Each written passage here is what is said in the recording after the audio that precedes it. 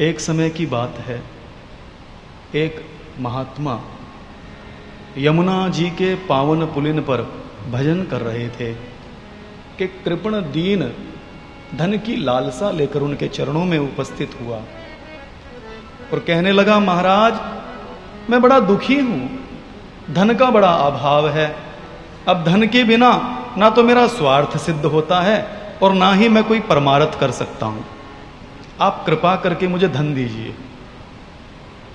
अब ये फक्कड़ महात्मा कहने लगे, हम तो संग्रह परिग्रह से दूर रह करके यमुना के पावन पुलिन पर यमुना जी का सेवन करते हुए भजन कर रहे हैं, हमें धन आदि साधनों से क्या प्रयोजन।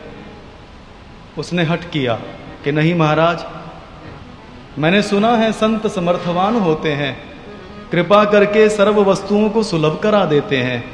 आप कृपा कीजिए और मुझे धन दीजिए।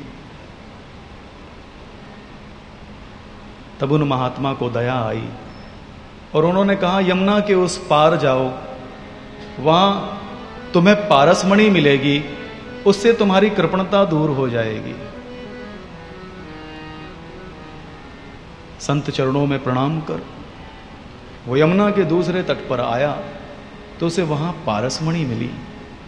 उस पारसमणि का ये गुण है, यदि लोहे से छिवा दिया जाए तो वह सोने में बदल जाती है, स्वर्ण में परिणत हो जाती है। उसे लेकर वह अभी कुछ दूर चला ही था कि सहसा उसका मन बदल गया। उसने विचार किया और पुनः संत चरणों में उपस्थित हुआ और कहा, लो महाराज, अपनी पारसमणि हमें नहीं चाहिए। संत को बड़ा आश्चर्य हुआ कि अभी तो पारसमणि की मांग कर रहा था, धन की मांग कर रहा था, अब जब पारसमणि मिल गई तो लेता क्यों नहीं है।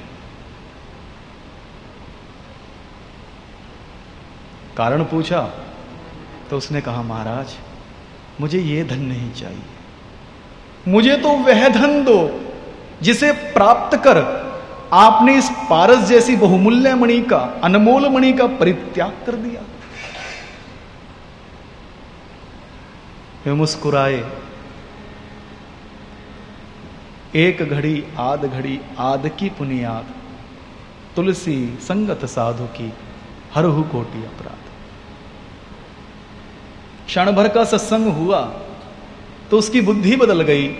धन की लालसा लेकर आया हुआ वह कृपण व्यक्ति आज पारस जैसी बहुमूल्य मणि का परित्याग कर उस धन की इच्छा कर रहा है जिसके विषय में मीरा ने गाया, पायो जी मैं तो राम रतन धन पायो, वस्तु अमोलक दी मेरे सदगुरु, कृपा करी अपनायो।